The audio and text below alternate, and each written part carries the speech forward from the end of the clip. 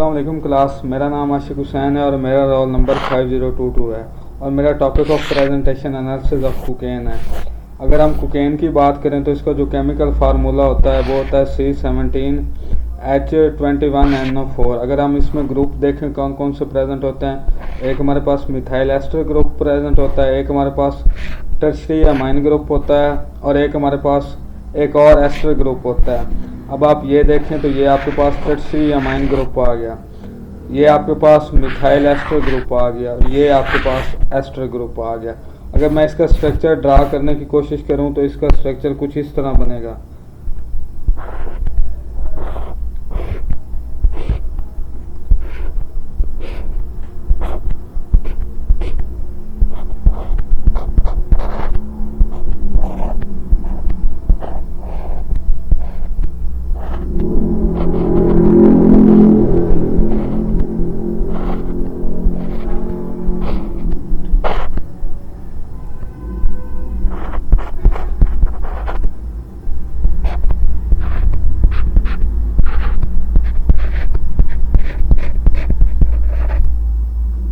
अगर आप यहाँ पे बात करें तो ये आपके पास मिथाइल एस्टर ग्रुप आ गया, ये आपके पास टर्शियरी अमाइन ग्रुप आ गया और ये आपके पास एस्टर ग्रुप आ गया। यानी इसमें टोटल 2 एस्टर ग्रुप हैं और एक आपके पास टर्शियरी अमाइन ग्रुप आ गया। तो अगर हम इसके टेस्ट देखें तो इसमें टेस्ट हम ना 4 तरह के परफॉर्म करते हैं।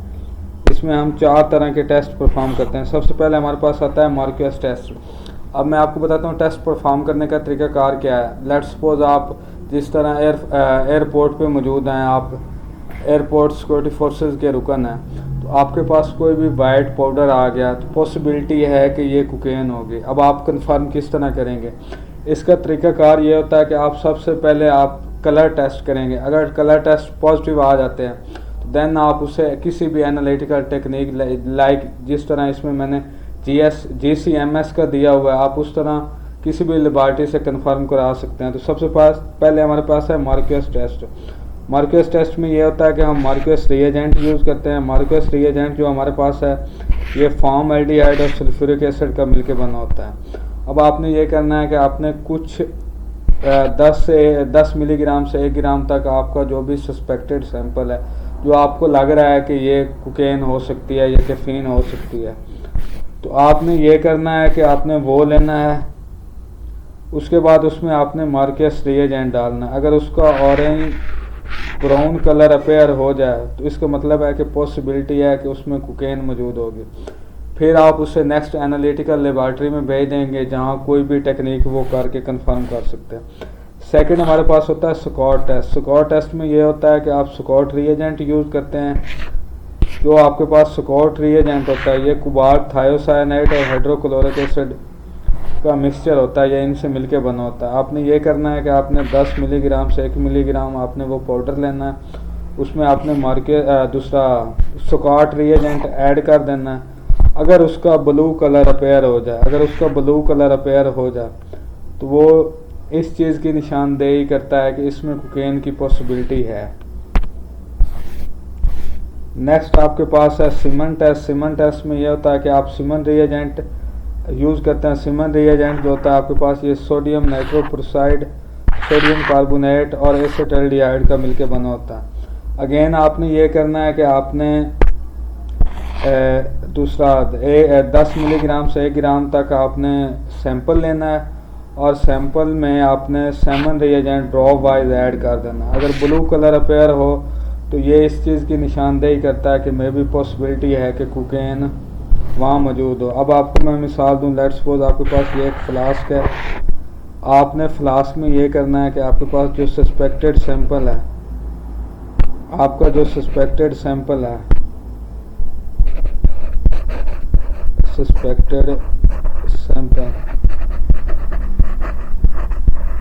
आपने इसमें थोड़ा सा ये डालना है 10 मिलीग्राम से 1 ग्राम का। ऊपर से आपने इसमें जो आपके पास सिमन रिएजेंट है या मार्क्वेस रिएजेंट है, ये कोई भी है,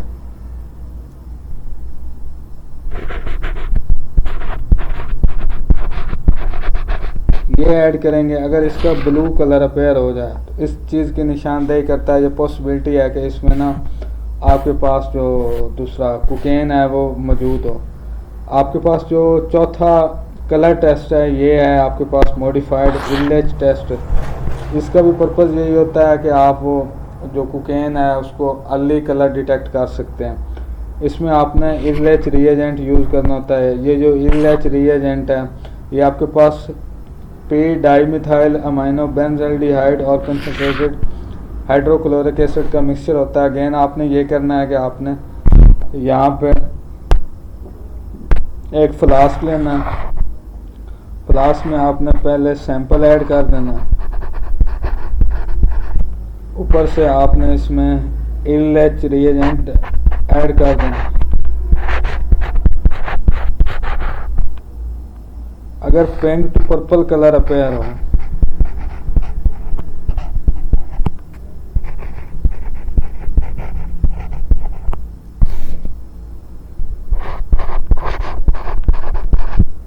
तो इस चीज़ की निशानदेही करेगा कि यहाँ पॉसिबिलिटी है कि आपने ना दूसरा यहाँ पॉसिबिलिटी है कि मे बी आपके पास जो कोकेन है वो मौजूद हो।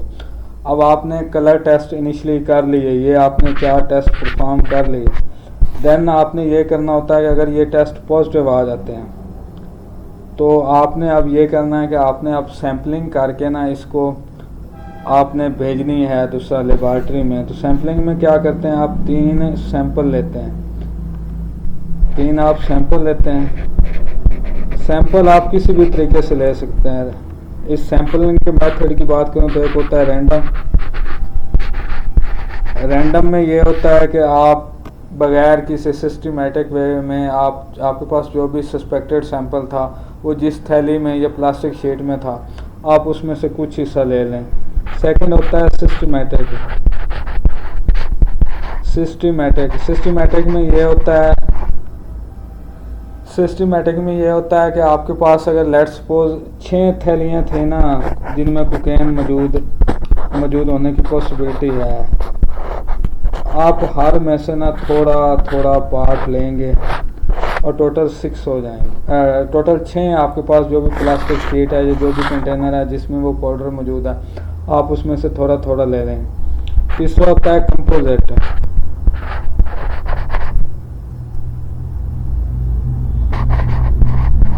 कंपोजिट में ये होता है कि आपने रैंडम, सिस्टमेटिक या आपके पास जो स्ट्रेटिफाइड सैम्पलिंग होती है आप इन तीनों की सैम्पलिंग को मिक्स कर दें।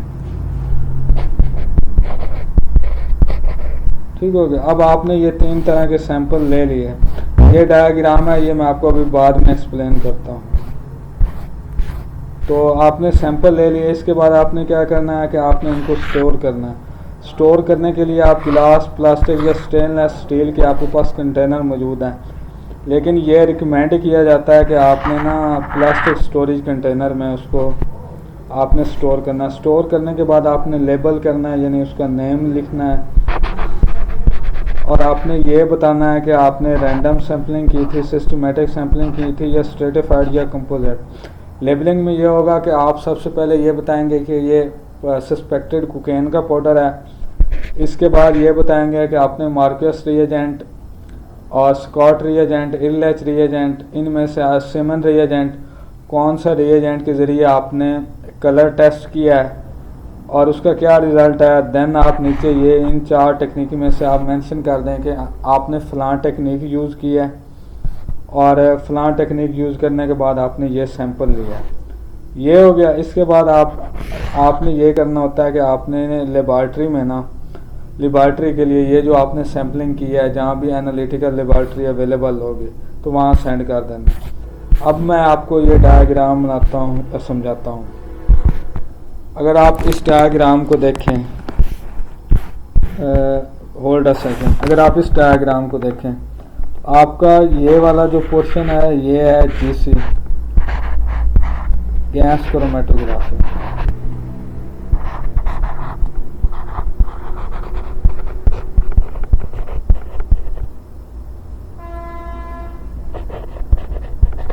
ठीक हो गया। गैस क्रोमेटोग्राफी की बात करें तो ये आपके पास होता है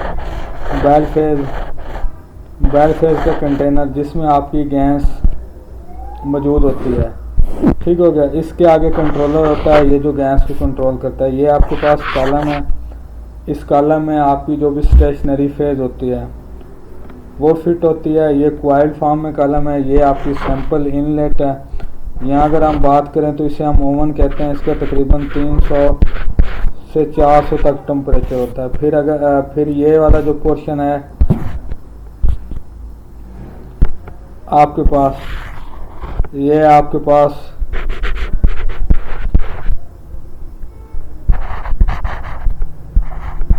मैस स्पेक्ट्रोमीटर का होता है। अच्छा, मैस स्पेक्ट्रोम में सबसे पहले ये होता है कि आपके पास ये जो पोर्शन है ये आयन सोर्स होता है। ये आपके पास मैस एनालाइजर होता है और ये डिटेक्टर होता है। अब मैं आपको वन बाय वन समझाता हूँ। सबसे पहले ये करना है कि आप इसमें इनर्ट गैस यूज़ करेंगे मोबाइल फेज में। यहाँ आपका कंट्रोलर है, आपने इस कंट्रोलर के ज़रिए स्पीड सेट कर ली। यहाँ आपने स्टेशनरी फेज यूज़ कर ली। जब आप यहाँ से सैंपल इनलेट करेंगे तो वो स्टेशनरी फेज से गुज़रता हुआ ना, डिपेंडिंग अपॉन के वो उसकी अफिनिटी मोबाइल फेज के साथ ज़्यादा है या स्टेशनरी फेज के साथ ज़्यादा। अगर उसकी अफिनिटी स्टेशनरी के फेज के साथ ज़्यादा है तो वो स्लो ट्रैवल करेगा। अगर मोबाइल फेज के साथ कम है फिर वो ज़्यादा ट्रैवल करेगा। मोबाइल फेज के साथ अगर उसकी अफिनिटी ज़्यादा है तो फिर वो फास्ट ट्रैवल करेगा। यहाँ से इस तरह आपके ना अफिनिटी की बेस पे आपकी जो सैंपल होगा वो सेपरेट हो जाएगा। यहाँ पे आपके पास आ जाएगा पोर्शन आयन सोर्स का। आयन सोर्स की अगर बात करें तो ये आपके पास लगा हुआ है कैथोड, या आप इसे फिलामेंट्स कह सकते हैं। इसका काम यह होता है कि यहाँ से ना इलेक्ट्रॉन की बीम्स निकलती हैं। ठीक हो गया। ये आपके पास एनोड पोर्शन है। इस फिलामेंट्स या कैथोड से निकलेंगे या एनोड की तरफ ट्रैवल करेंगे। यहाँ पर 70 इलेक्ट्रॉन वोल्ट का डिफरेंस अप्लाई किया होता है। तो जब यहाँ से गुजरेंगे तो जो आपका सैंपल आ रहा था, लेट्स सपोज एम, तो वो यहाँ आके एम प्लस में चेंज होगा। ये आपके पास एक्सेलरेटेड प्लेट है।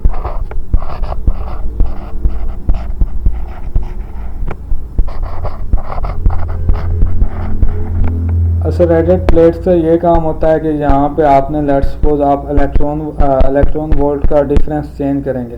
लेट्स सपोज यहाँ पे 70 है तो यहाँ पे 120 कर देंगे। तो इस तरह ये होगा कि आपका जो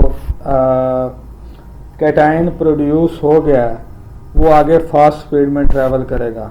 ये हमारे पास है क्वाड्रोपोल माइस एनालाइजर। क्वाड्रोपोल माइस एनालाइजर का फंक्शन ये होता है कि ये m/z की बेस पे सेपरेट कर देगा। अच्छा, इसमें क्या होता है कि आपके पास ना ये 4 रॉड टाइप स्ट्रक्चर होते हैं।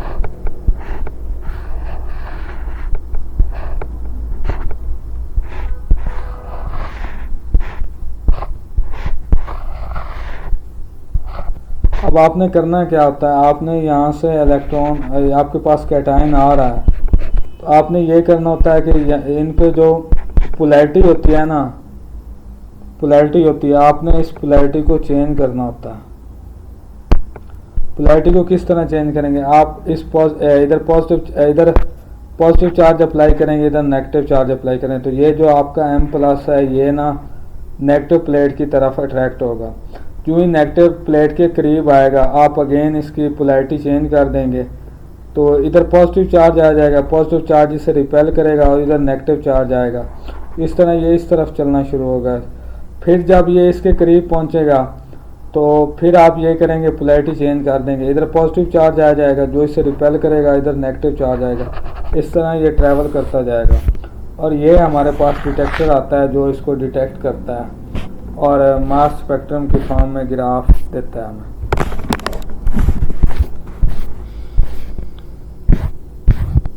फिर इसमें यह बताया गया कि आपने गैस क्रोमेटोग्राफी मास स्पेक्ट्रोमेट्री के साथ GCMS यहाँ पे यूज़ किया। गैस क्रोमेटोग्राफी मास स्पेक्ट्रोमेट्री आपने यूज़ किया। इसमें सैंपल प्रिपरेशन आपने किस तरह करनी है कि आपके पास जो भी पाउडर होगा उसको आप मेथनॉल में डिज़ोल्व कर लेंगे। मेथनॉल डिज़ोल्व करने के बाद आप poly di methyl silicon material जो होता है ना, इसको बतौर स्टेशनरी फेज इस्तेमाल करेंगे। अच्छा, ये जो मटेरियल है ना, ये एक स्पेशल कॉलम आते हैं जिन्हें हम कहते हैं PDMS कॉलम, उनमें मौजूद होता है। तो आप वही अगर कॉलम इस जगह यूज़ करेंगे ना, ऑटोमेटिकली ये मौजूद होगा। आप PDMS कॉलम इस जगह यूज़ करेंगे तो इसके बाद ये है कि आपके पास मोबाइल फेज़ आ जाएगी। मोबाइल फेज़ आप इसमें इनर्ट गैस इस्तेमाल करेंगे, लाइक नाइट्रोजन गैस इस्तेमाल करेंगे। ओवन का टेम्परेचर जो है वो 400 रखेंगे। इसमें जो आयन सोर्स है, जिसने आपके आयन सोर्स आपका ये वाला था, ये वाला आपका आयन सोर्स था, इसमें आप हार्ड टेक्निक यूज़ करेंगे। हार्ड टेक्निक का फंक्शन ये होता है, एक हमारे पास होती है सॉफ्ट टेक्निक, एक होती है हार्ड। सॉफ्ट में सिर्फ होती है कि आपके पास ना दूसरा मालिक्यूलर आयन पीक आती है, M+ आती है, उसके फ्रेगमेंट्स नहीं बनते। जो हार्ड होती है ना, इसमें M+ पीक भी आएगी, साथ साथ फ्रेगमेंट्स की भी पीक आएगी। तो हम इसमें ना हार्ड टेक्निक यूज़ करते हैं, electron impact ionisation source, hard technique. इसके बाद यहाँ वो बताया गया कि मास एनालाइज़र क्वाड्रोपोल होता है, जिसमें हम पोलैरिटी चेंज करके पोलैरिटी को अल्टरनेटिवली चेंज करते हैं, जिसकी बेस पे M/J की बेस पे चार्ज रेशो वो सेपरेट हो जाती है। फिर यहाँ बताया गया डिटेक्टर जो होता है वो डिटेक्ट कर लेगा और वो ग्राफ दे देगा। और जो हमारे पास ग्राफ है उनकी पीक कुछ यूँ होती है कि एक 304 पे पीक आएगी, एक 273, 245, 194, 183, 167, 156। अगरचा जो मैंने क्लास में प्रेजेंटेशन दी थी उसमें मैंने ये ग्राफ की ना पीक्स निकालना सिखाए थे, कुछ पीक्स बनाए थे, लेकिन फ़िलहाल मैंने इस असाइनमेंट में इनको दूसरा इंक्लूड नहीं किया क्योंकि मेरा ऑलरेडी पोर्शन काफ़ी ज़्यादा हो जाता था, तो इस वजह से बाकियों के लिए डिस्टर्बेंस पैदा होगी। अल्लाह हाफिज़, यही मेरा टॉपिक था।